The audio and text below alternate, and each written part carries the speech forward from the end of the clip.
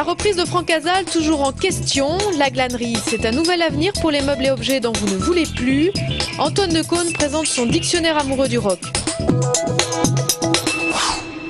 De grandes multinationales étrangères vont-elles prendre le contrôle des aéroports toulousains? C'est la crainte du Grand Toulouse qui siège à la société de l'aéroport de Blagnac.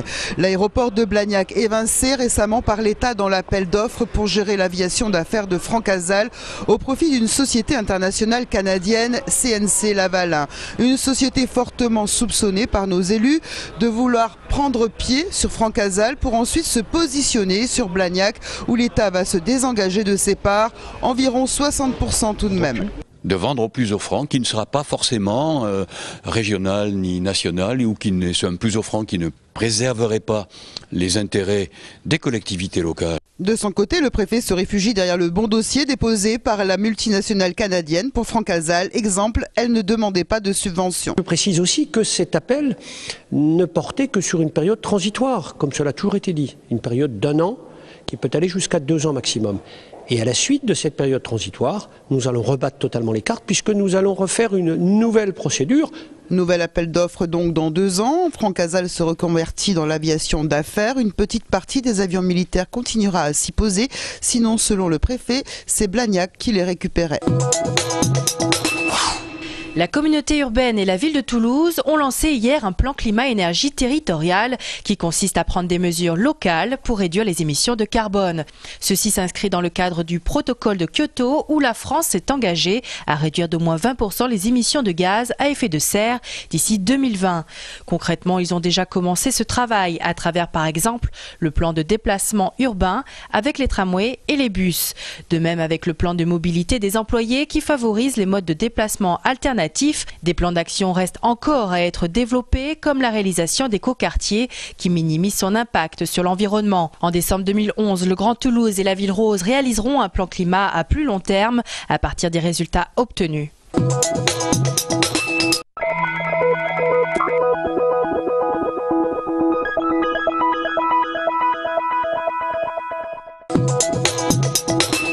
Après avoir tourné sur l'A68 et l'A64 dans la matinée, les saleuses des ASF sont prêtes à repartir pour un nouvel épisode neigeux demain matin.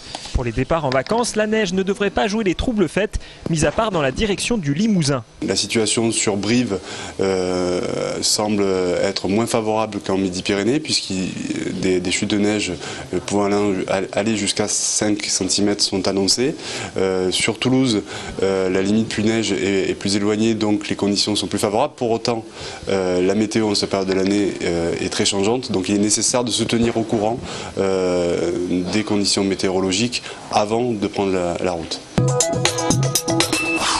Assemblée générale aujourd'hui chez Continental. 250 salariés y ont participé selon les syndicats. Un nouveau protocole d'accord a été proposé mardi.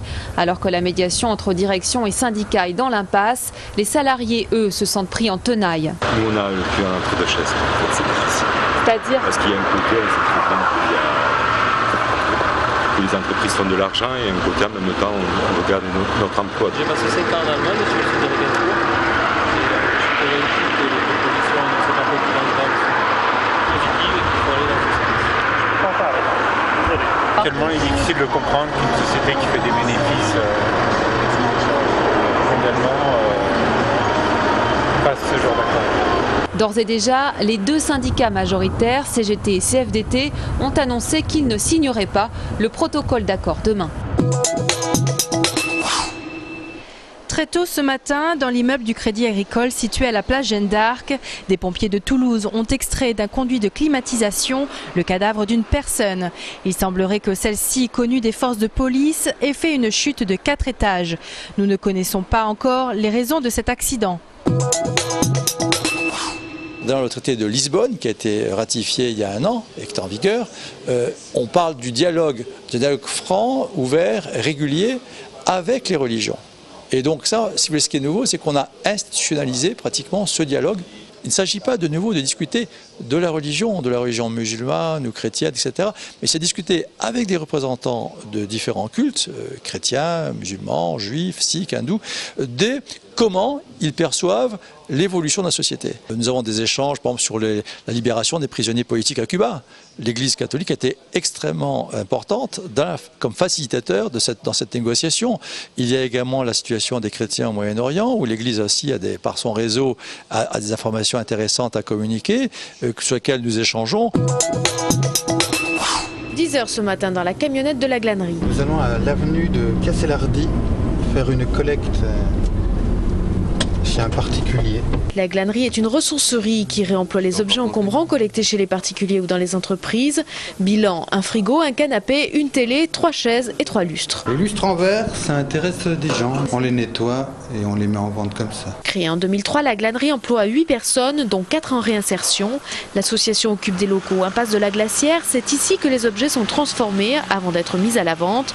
Outre la rénovation de l'ameublement, la vaisselle et la quincaillerie, les équipes travaillent sur des créations en carton, palettes et bâches publicitaires. J'ai travaillé au départ sur la réutilisation des déchets en faisant le constat qu'il y avait plein d'objets qui partaient sur des filières de non-valorisation comme le stockage ou l'incinération et que c'était dommage par rapport aussi à la société tant en termes écologiques que social, quoi. C'est plutôt promouvoir le réemploi et augmenter les offres autour de la seconde main qui sont intéressantes. Grande nouveauté pour l'an prochain, la glanerie va pouvoir collecter sur les 6 déchetteries du Grand Toulouse. Et après rénovation, elle disposera également d'un nouvel espace de vente. Antoine Decaune, enfant du rock par excellence, était aujourd'hui à Toulouse chez Ombre Blanche pour présenter son dictionnaire amoureux du rock édité chez Plomb. Un point de vue musical, mais aussi un travail d'écriture sur AC/DC, Bruce Springsteen, Stephen Escher et autres noms comme les Smiths. Une sorte de mon rock à moi tel que je l'ai perçu. Ce qui est intéressant, me semble-t-il, c'est le point de vue, c'est la narration, qu'est-ce qu'on raconte, d'où on se place. Or, comme j'ai eu la chance et le privilège de me retrouver au carrefour de pas mal d'histoires, puisque pendant 15 ans j'ai fait des émissions de rock et que c'est une musique que j'écoute avec passion depuis plus d'une quarantaine d'années quand même. J'ai quelque chose, j'ai pas quelque chose de très original à dire dessus, mais ce qui est original, c'est ce que je peux écrire, la manière dont je peux écrire dessus. Il pense déjà pour le futur faire une édition augmentée.